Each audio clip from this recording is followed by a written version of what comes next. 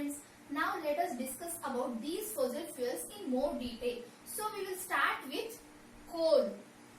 And I'm sure all of you would have seen coal. You would have used coal. So coal, it means as far as you are concerned, they are hard black rock like. However, they are lighter and they look like rocks, but they are not as navy as rock. Carbon is what makes coal such a valuable resource of energy. So the carbon content in coal is very high, and that is why when we burn coal, a lot of energy is produced because we are actually burning carbon. So a lot of carbon dioxide gets released. When we burn coal, what is happening? It burns in presence of air, in presence of oxygen. So carbon combines with oxygen to form carbon dioxide. Now the most interesting part, how coal was formed. Now we already got an idea about the formation of fossil fuels. So the similar story with coal, and it was formed from trees and plants. Now several years ago there were a lot of areas which were covered with dense forests. Now due to several catastrophic reasons, and one such reason like floods, what happened was all these dense forests, they were all like devastated and they all went under water. Because when flood happens, it's like you have too much of water everywhere. So all these forests were like spoiled, and all the trees, plants, herbs, shrubs, everything they went under the soil. They went under the water. So during floods, they all got buried. Now what happens? Now when they got buried into sea, before flood, this is how it was, too many plants, too many forests everywhere. But after floods, all the plants they died, they were all uprooted and they went under the soil. So you see, this is all water now. So the dead plants are covered with water. So water came on top of the dead plants. Now over a period of time, what happened was more and more soil got deposited over them. So here you see, initially there was a little bit of soil. Now gradually it was not only that soil, there were big rocks, there are smaller rocks, there were stones and more soil. And as the content of the soil, rocks and everything increased, and what was happening, these dead plants were basically getting compressed. So they were getting squeezed, and now when they were getting squeezed, all the water which was present in the dead plants, they started getting released. And now at that time, these dead plants were also going deeper inside. So the temperature is also increasing, because if you remember in our previous lesson, we spoke about the structure of the earth. We say that we have a core. So it looks like a sphere. At the center you have the core, then you have the mantle, and then outside you have the crust. So the temperature is maximum in the interior. So core has the highest temperature, and as you come out to the crust and then to the earth's surface, the temperature starts decreasing. Now in this case, what is happening is, now as the dead plants are going deeper, they are basically going towards the center of the earth. So they are actually going towards a region where the temperatures are also increasing. So many things are happening simultaneously. These dead plants, they are getting squeezed due to more and more soil, more and more rocks getting deposited over it. Therefore, they are losing out all the water present within them. So they are becoming dry at the same time. They are going deeper because more and more materials are getting deposited over it. Now as they are going deeper, they are exposed to high temperature and high pressure. So as of this high temperature, high pressure, losing all the water. So these three things together result in the conversion of the dead plant remains into coal. However, this entire process of conversion doesn't happen overnight. It takes millions of years to take. And these things, that is why the process of coal formation is very, very slow. Now, do you think that we will be able to produce coal artificially? No, we know that, okay, this is the process by which coal is formed. Now, coal can be created an artificial atmosphere where we can be formed, that is not really possible, because we do not have so much of time, because the process is so gradual, and that even if we create an atmosphere like this inside a laboratory, we cannot afford to spend millions of years, right? Because this process is extremely gradual, and that is why coal is very precious resource because it is exhaustible. At the same time, we cannot create or we cannot make coal artificially. So this is how coal was formed. And this entire process of coal formation is called carbonization. Why is called carbonization? Because it is derived the name from carbon. So the carbon content in coal is very high. So it is called carbonization. So now the question is, how do we get these useful products out of coal? How do we obtain them from coal? So for that purpose, we have this process called destructive distillation of coal. Now this is a distillation where the coal is completely distracted to give all these useful products like coal tar, coke, coal gas. And we can see now how exactly this process happens. Now what we do is basically to here we just heat the coal to a temperature of almost more than 1000 degrees Celsius, and that too in absence of air.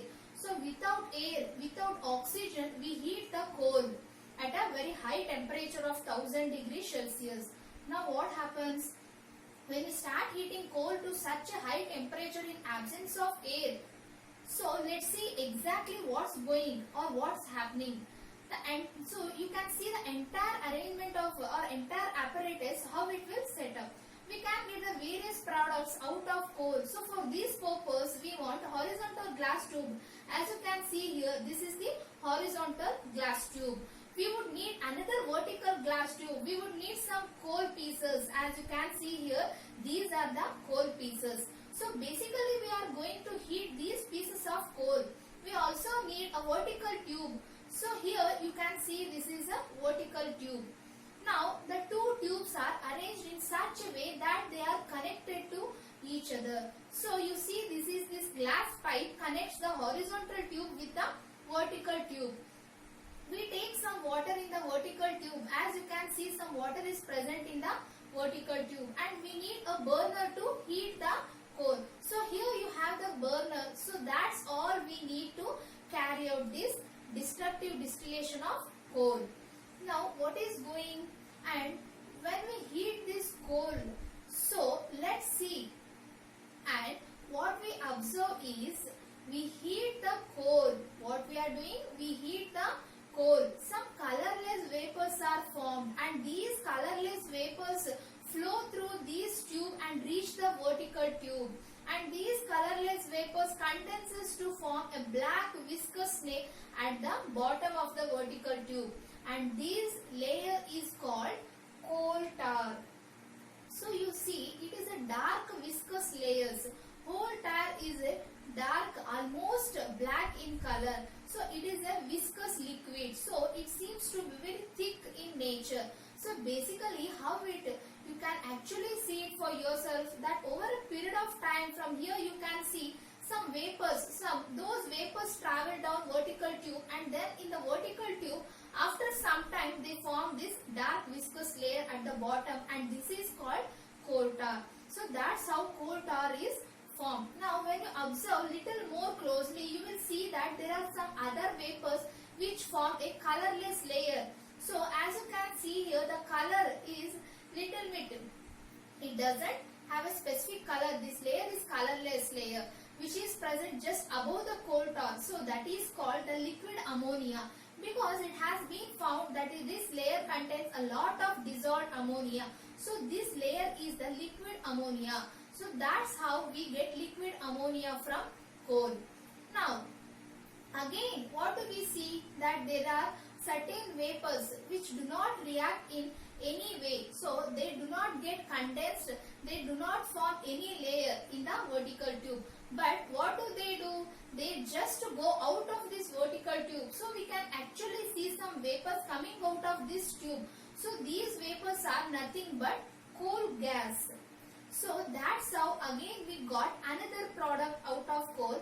And finally, what do we see? That when all the coal is already heated and all these vapors have been formed, so whatever do is left over in the horizontal tube, that is coke. So the coke which is left out here is, you can see, it is almost the purest form of carbon, because it contains more than 60% of carbon in it. So that's how we derived for different components from coal. Now why is it called destructive distillation? Because we have destructed the coal is no more there, but instead of coal we have so many different useful products: coke, coal gas and liquid ammonia, coal tar. So we got 4 different products from coal. Now you might say that I have been telling since that time that these are useful products. So how they are useful? In what way can we use them? So we will discuss about uses of each of these components which we get as a result of destructive distillation of coal. But before that, let us have a quick review of the various components which we received here. So coal tar, which was coal, that it was a black viscous layer at the bottom. So this layer was coal. That liquid ammonia was the colorless layer above coal tar. So this grey layer, which is not actually grey, it is actually colorless. There is no color for this layer. So that is liquid ammonia. The unreacted vapor which gets released out of, that is nothing but the coal gas. And finally the purest black residue left in the horizontal tube, that is coke. So this is coke. So these were the 4 different components, are the 4 different products received as a result of destructive distillation. So let's talk about coal tar. So as I said, it is a black viscous liquid. So if you actually put it in a vessel, you can actually feel how viscous and how thick it is, and it is completely black in color. It has an unpleasant smell. Enjoy the smell is so bad that you can actually feel its presence nearby. However, it can be useful in manufacture a lot of products like perfumes, plastics, paints, medicines, laughing balls. So these are some of the things which are during manufacturing these things. And that coal tar turns out to be a useful thing. So it helps introducing so many different substances. So that means it is useful thing. Next is liquid ammonia. Liquid ammonia is that colorless layer where we find a lot of dissolved ammonia.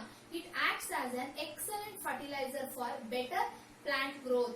Now I hope all of you know what is a fertilizer. So these are nothing but substances which when added to the soil to increases or enhances the productivity of the plants, because for better growth and development of water, plants need several nutrients, they need several minerals. So they need a lot of things which can help in their growth, and all these things are present in the fertilizers. Now ammonia, what is ammonia? Ammonia is NH3. So ammonia contains nitrogen, and nitrogen is an excellent thing for a plant growth. So nitrogen is a macronutrient, a nutrient which is needed in large quantities by plant. So that means liquid ammonia acts as an excellent fertilizer. In that does it can help in the agricultural aspects. So here in this picture you can actually see that in a cornfield, nitrogen fertilizer is being applied using this tractor. So the next is coal gas. Coal gas. It is a mixture of several gases like methane, carbon dioxide and monoxide, hydrogen and small amount of many other gases. So like a lot of gases together form the coal gas. In this coal gas is mostly used as a source of heat rather than source of light, because the coal gas can be ocean source of light. Also in earlier days it used to be used as a source of light, but these days it is most used as a source of heat. It is a flammable gases fuel, and it can be supplied to the user via pipeline. So pipeline distribution system, with the help of pipes it can be transported from one place to another. Now before this, natural gas supplies came up. Coal was also used as a fuel, and it was term called a lightning gas, because you see, because it could have been used as a source of light. That was one advantage. The second advantage was that it could be transported very easily with the help of pipelines. So that was coal, and it is still now it is used as a fuel and excellent fuel in industries. And the last one is coke. So coke is a porous black substance which is left out, and when it is left as a receipt, after all the coal is burned, so it is almost a pure form of carbon because it contains almost 60% carbon, which is very big percentage. It is used in the manufacturing of steel because during the process of steel manufacturing it is used as a reducing agent. Now the other, in fact you would be surprised to know that there are certain advantages which are associated with coke when compared to coal. A coal is used for what kind of purposes, like you burn coal and you generate a lot of energy. So that's how we make use of coal. Now if you use coke instead of coal, you would see that the advantages with coke are more.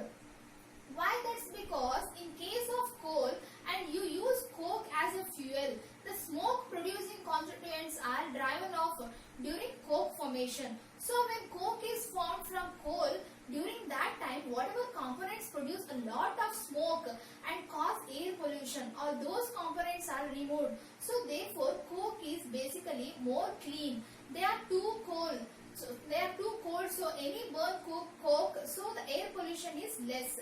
That means coke is a cleaner fuel when compared to coal. So coke is also a desirable fuel for stoves and furnaces. So it is also used as substitute of coal in domestic heating purposes.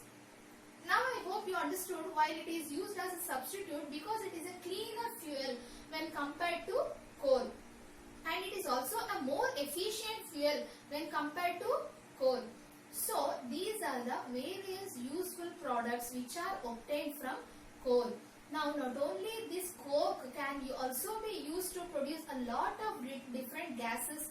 For example, when the hot steam is passed over coke, so what is coke? Chemically coke is like carbon. It is, as I said, it contains more than 50% of, it is made up of carbon. So when hot steam is passed overhead, then the hot water vapor reacts with the carbon to form carbon monoxide and hydrogen. So this mixture of carbon monoxide and hydrogen forms water gas. So basically we can say that this water gas in turn helps in propelling coal gas. So that's how we can say that coke acts as the starting material for preparing coal gas and water gas. So that is also, we can say that it is also another advantage of having coke.